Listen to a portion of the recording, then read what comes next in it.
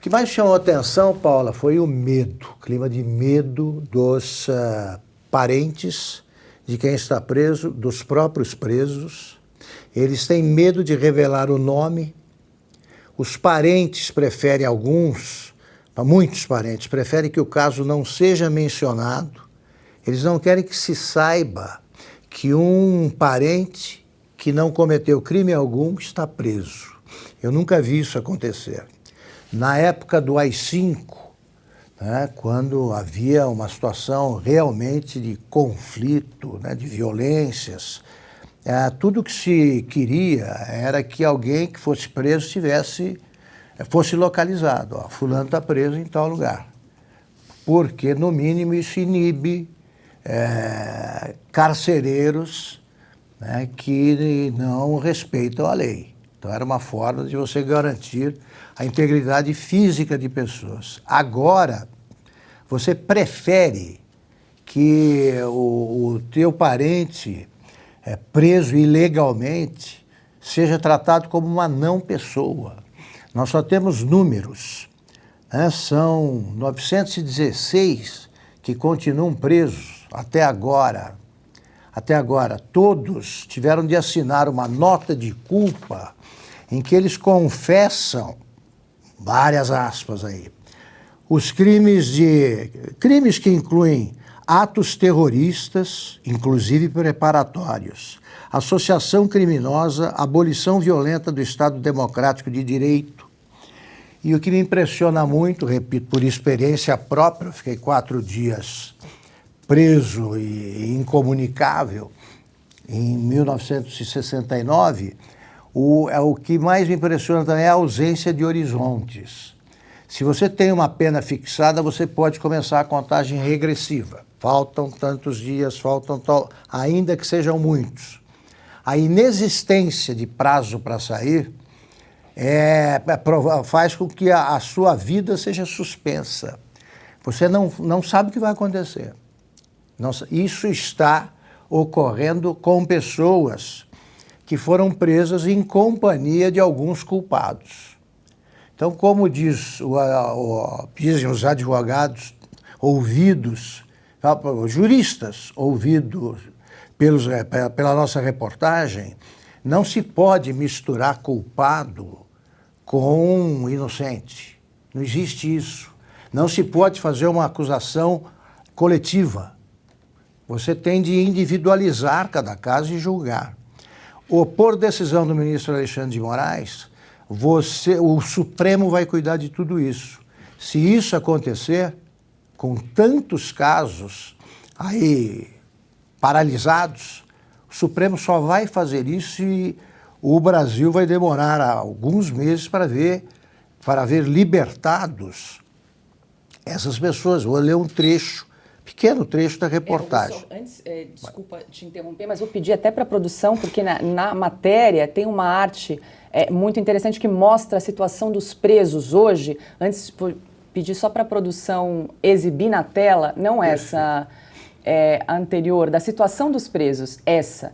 Então aí, Augusto, um total de pessoas presas no dia 8, 1.398, 460 pessoas com tornozeleira eletrônica, 916 pessoas continuam presas no DF, fonte aí a Secretaria de Administração Penitenciária do Distrito Federal. Essa imagem aí consta. Com tornozeleira eletrônica. Exatamente. E aí a outra produção, por favor. Aí esse é o raio-x dos presos. Então, são 305 mulheres e 611 homens. E aí a gente fez um panorama de quais estados e regiões, né? Perfeito. E por idade também. Eu recomendo a leitura dessa reportagem, não porque eu estou envolvido, não, mas porque é um completo absurdo o esquecimento a que têm sido relegados esses inocentes pela imprensa, pelos poderes, tal, que é o que eu resumo aqui, ó. Na Papuda e na Colmeia, 2 presídios de Brasília, 611 homens e 305 mulheres sobrevivem longe do noticiário da imprensa, das atenções da justiça e de advogados que calculam honorários em dólares por minuto. Eles têm de 18 a 75 anos de idade. 75. elas de 20 a 70 anos. Os três poderes parecem enxergar apenas um bando uniforme de golpistas de extrema-direita, financiado por bilionários que sonham com o sepultamento do Estado Democrático de Direito. Isso é mentira. Não existe. Esse tipo de crime não foi praticado por eles não querem, não deram golpe. E eu digo o seguinte, até agora o recorde na modalidade prisão em massa pertencia ao 30º Congresso da UNE, realizado em 1968, em outubro de 68, aqui num sítio perto de Ibiúna, que era então a cidadezinha, que é a 60 quilômetros de São Paulo.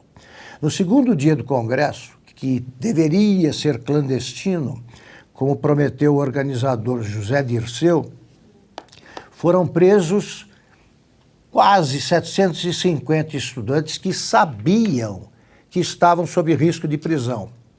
Eles queriam a queda do governo e, se fossem localizados, seriam presos. Foram presos esses no fim de outubro, isso no dia 12.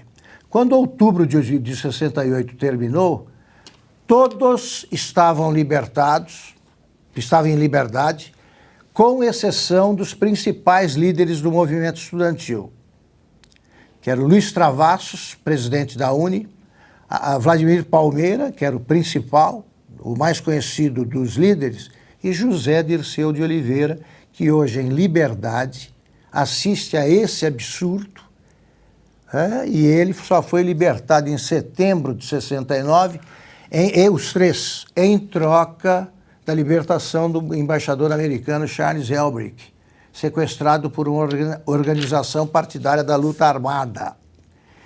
O Brasil, do AI-5, esvaziou as prisões em uma semana. O Brasil, supostamente democrático dos nossos tempos, mantém presos essa multidão que vive a vida suspensa, sem horizontes. Não há nada mais angustiante para quem está na cadeia. E as famílias têm medo da justiça. Quando alguém que não tem culpa teme a aproximação da justiça, é o que eu digo no fim da reportagem, não existe o Estado de Direito. Porque nas democracias genuínas não é assim que funciona.